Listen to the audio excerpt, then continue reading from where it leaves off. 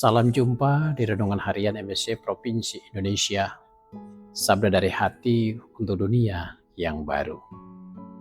Membaca kembali bacaan-bacaan hari ini mengingatkan saya akan apa yang dikatakan oleh Paus Leo ke-14 dalam penutupan konsistori para kardinal di Roma yang berakhir tanggal 27 Juni 2026. Sambutan-sambutan pada akhir dari pertemuan itu mengingatkan kita akan apa yang harus kita pegang dalam kehidupan kita. Paus Leo ke-14 mengingatkan bahwa perang itu dimulai dari hati. Ketika kecurigaan menggantikan kepercayaan dan ketika sesama dipandang sebagai ancaman. Dan di sana adalah perang itu telah dimulai. Hati manusia telah bertumbuh dalam perang itu. Karena itu perang yang sesungguhnya dari hati, yang keluar dari hati yang demikian mengajak kita untuk sungguh-sungguh membaharui, memulai satu pertobatan. Untuk memandang pada dunia yang lebih baik. Bacaan pertama dari kitab Nabi Amos pada hari ini mengingatkan kita, carilah yang baik dan jangan yang jahat, agar kalian hidup. Kitab Nabi Amos juga mengingatkan kita untuk berpegang pada kebaikan dan bencilah kejahatan, tegakkanlah keadilan. Dan itulah yang hendak kita pegang dalam kehidupan kita. Setiap orang berjalan sesuai dengan jalan yang dikehendaki Tuhan. Dan hidup itu pilihan. Pilihan untuk berbuat baik, pilihan untuk menjadi berkat, pilihan untuk menghantar orang, membebaskan orang dari kejahatan, dari kelaliman, untuk menuju pada pembaharuan hidup, berjalan dalam kebaikan.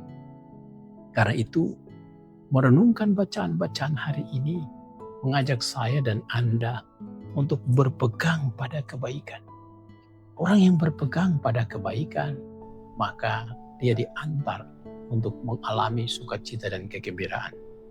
Dalam Mazmur tanggapan pada hari ini yang dibacakan juga di gereja mengingatkan orang jujur berjalan dalam sukacita dan kegembiraan. Orang yang jujur di hadapan Tuhan, dekat dengan Tuhan, dan sungguh-sungguh menghantar dia untuk mengalami sukacita dan kegembiraan di hadapan Tuhan. Membaca juga bacaan Injil hari ini yang berasal dari Injil Matius mengingatkan saya dan Anda untuk melihat bahwa kehadiran Yesus membawa berkat. Kehadiran Yesus menghantar orang untuk dibebaskan dari sakit, penyakit, kejahatan apapun juga. Kehadiran Yesus menghantar orang yang kerasukan roh jahat itu untuk mengalami pembebasan. Bahkan mereka takluk pada Yesus. Kenapa? Karena kuasa yang mengalir dari dirinya. Kuasa yang mengalir dari hidupnya. Maka apa yang sesungguhnya yang harus kita pegang? Kalau kita dekat dengan Tuhan, kita percaya Tuhan memberikan kita kuasa untuk terus berbuat baik. Dan dimanapun kita berada, kemanapun kita pergi, kita yakin dan percaya bahwa Tuhan selalu menjaga dan melindungi kita. Yesus hadir dan membebaskan dua orang yang kerasukan jahat itu. Dan dia menghantar mereka untuk mengalami sukacita dan kegembiraan. Bahkan semua yang jahat itu takut di bawah kuasa dari Yesus sendiri. Karena itu kalau kita berjalan dalam kebaikan, maka sesungguhnya kita berjalan dalam Tuhan. Kalau kita berjalan dalam kejahatan, dan disitulah kita diantar menuju kepada kebinasaan.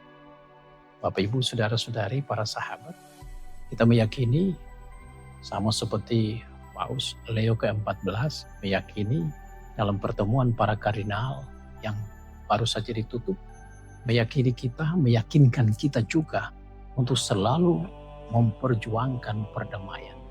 Hati yang damai, hati untuk sesama, dan hati yang damai itulah yang menjadi kekuatan untuk setiap orang yang percaya. Tuhan memberkati.